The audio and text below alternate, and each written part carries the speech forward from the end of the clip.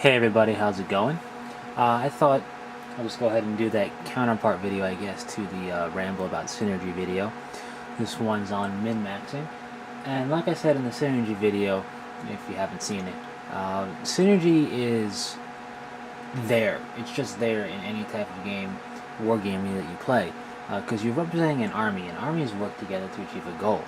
So synergy is innate. So it's not like if you make a min-max list, you're going to have zero synergy. That's not the case.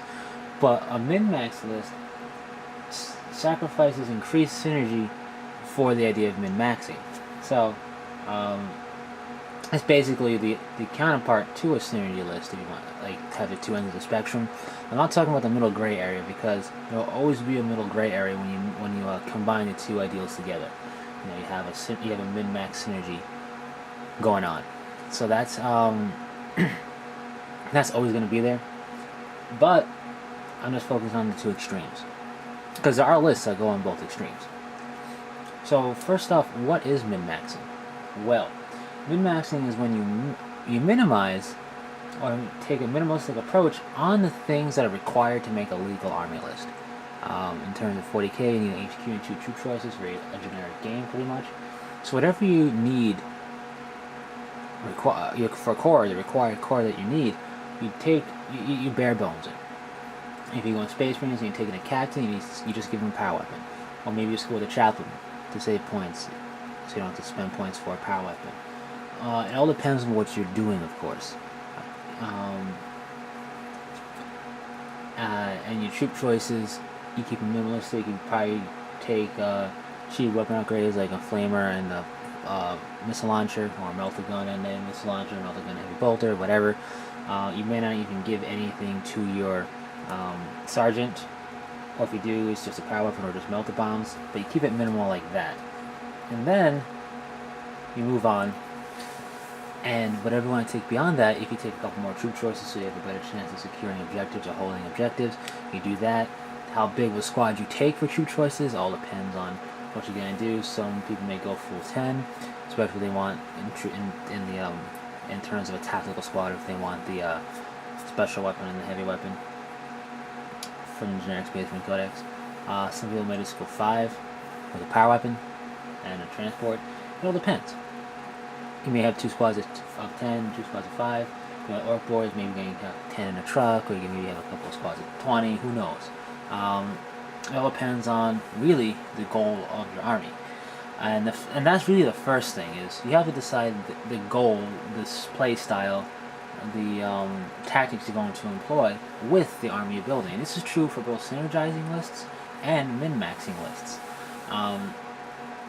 If you're going to be assault heavy, then you're probably going to minimize some of the more shooting squads you're going to take, especially if you have a troop squad that's not really assault capable, and then maximize all the assault potential. If you're shooting heavy, you're probably going to maximize that. All depends what you're going to maximize. Before I go into that, I want to say min-maxing is probably the type of army list that's most often associated with power gamers. Now, that power gamers will synergize. Every game of the player can make a synergy list, but you may find min-maxing to be the most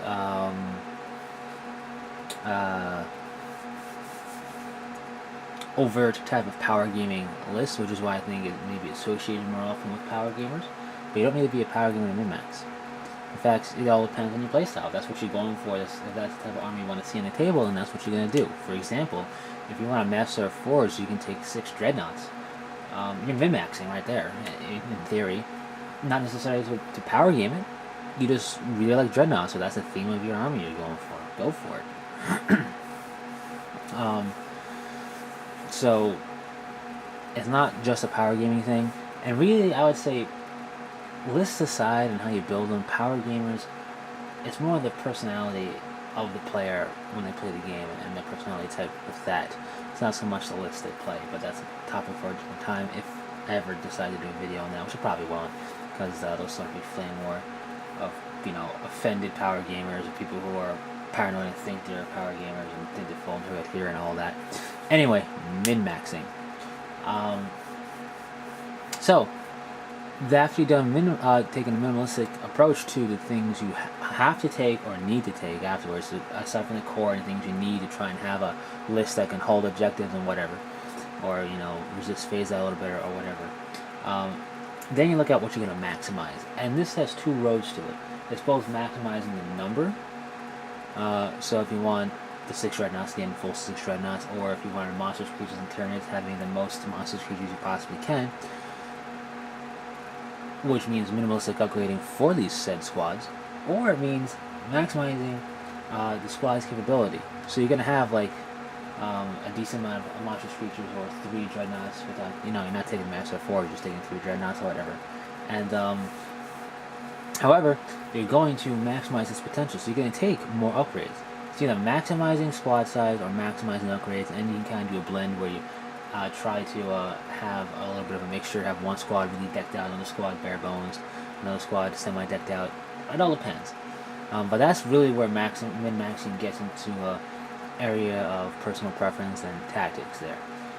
You can maximize the size of your army in terms of what you want. If you want monsters, creatures, dreadnoughts, shooting potential, assaulting potential, whatever, you can give them minimalistic upgrades as well, but maximize the amount you have. Or you can go the opposite route where instead of having the 4 squads, you got 3 or maybe even 4 squads on one type of thing, or 5 squads on one type of thing, or like assaulting type of squads, or units, I should say. You have 3 or 2, but they're really decked out and loaded for bear, so to speak. And then, of course, there's a blend, which I find more people do a little bit of a blend, depending. They'll take some upgrades, but they're trying to go for a mixture of having the numbers on the table of whatever they want, thus having more ability and redundancy in that factor. That's pretty much min-maxing. Like I said, synergy will be there. It's implicit in everything. But I don't know if he was the right word there. I'm a little tired. But with min-maxing, you're not focusing on synergizing. It's gonna happen just due to the nature of building an army, but that's not your focus. In fact, you're not even thinking about it. There's not too much else to say about min-maxing. You can kind of min-max to an extent that instead of minimizing certain things, you're outright forgetting about certain things. Certain army types let you do that. Biker armies and Deathwing style armies let you pretty much negate things you don't want because you're going for pure Biker or pure Deathwing. Again, they more so rely on synergy. But if you're wondering, they're kind of like super min-max, where there's absolutely nothing aside from what they want to maximize, being Biker types or Terminator types. So, just an idea there. Now, as far as playing a min-max list, the whole thing you're going to do with a min-max list is pretty much keep the things you minimalistically use, which are more often than not your troop choices, depending on what you're playing for. Sometimes troop choices play an integral part of min-maxing. But more so, they don't have that direct of an influence on the fight. They have a very low impact on the battle. In fact, they're more so there because they need to be there than for using them, although sometimes if they're in good position you can use them. But they do minimalistic stuff, maybe a troop squad will fire off this missile launcher and that's about it. While the stuff you maxed for, there's not the stuff you took minimalistically, but the stuff you took maximally, they're going to really try and carry the game. So if you're playing a min-max list for the first time, you got to try and keep the things you took minimalistically safe. They're not going to have the upgrades that will make them, for example, a tactical squad. It may not have a power weapon in it, which means it may be in close combat against certain things. Or it may not be as big of a squad as you would normally take because you're minimizing that to have more points to spend on your big heavy hitters. So you may want to be careful when you're playing. You have to keep those troops, if they're not a big part of your list, safe so they can contest or capture objectives and claim things. And you don't want to be willy-nilly with the rest of your army either, because if you blow up all the stuff you're maximizing, you're losing it. But they're really what's going to do the damage. Anything that's in your minimalistic category, anytime they do something to gain their points back a little bit, kill off a model from a unit here and there, consider it a bonus. And it's not just one type of unit you want to maximize. If you're maximizing shooting, you may take Mortis Titan Dreadnoughts and Devastator Squads, or Devastator Squad and 2 Predators, or Predator and 2 Whirlwinds, or Predator Whirlwind. It all depends on what you're going for. Of course, with your army, orcs won't have Predators. Whatever army you're using, of course, it depends on what you're going for. Likewise, when playing against a min-max army, it's a little, I don't want to say a little, it's different. Playing against any army is different than playing a synergized army. Playing against it will be different than playing against somebody else's synergized army and then playing against somebody's min-max list. But for the most part, they're trying to keep their minimalistic stuff safe, because usually they need it to claim objectives or do something. So you're going to have this wall of force, so to speak, this aggression almost at you from the rest of the army that's maxed. And the goal there for them is to try and tie you up to keep you away from the troops, or whatever's minimized. So if you have ways of outflanking, destroying whatever to get there to kind of make them go, oh crap, gotta defend that, and kind of split between 2 different modes of going somewhere, it can help you. But I'm not going to go into too much of the tactics here. But that's min-max. You can see how it is different. I suggest watching the Ramble on Synergy video to truly see how the two are different. It's less about making an overarching super machine that works together well, like a synergized list, and it's more about having these heavy hitters being a dominant part of the battlefield, a dominant part of your army, while the other stuff is just there as a bonus. So not much else to say. It's pretty self-explanatory once you understand what min-maxing means, and it can be done without a power gaming approach. Again, like I said, if you want those 6 dreadnoughts because you just like that fluff. Is that powerful? It can be, yes, but really not necessarily a power gamer. It doesn't really make me one. That's more your personality, at least in my opinion.